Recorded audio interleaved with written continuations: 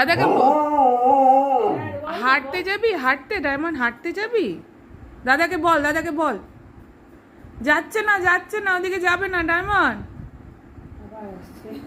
বল দাদাকে, বল দাদাকে বল। আরে আমাকে বলে কি হবে, দাদাকে বল, দাদাকে। আরে দাদাকে বল। হ্যাঁ বল, নিয়ে চলো, বল নিয়ে চলো। ধরে নিয়ে যা, ধরে নিয়ে যা, হ্যাঁ নিয়ে যা।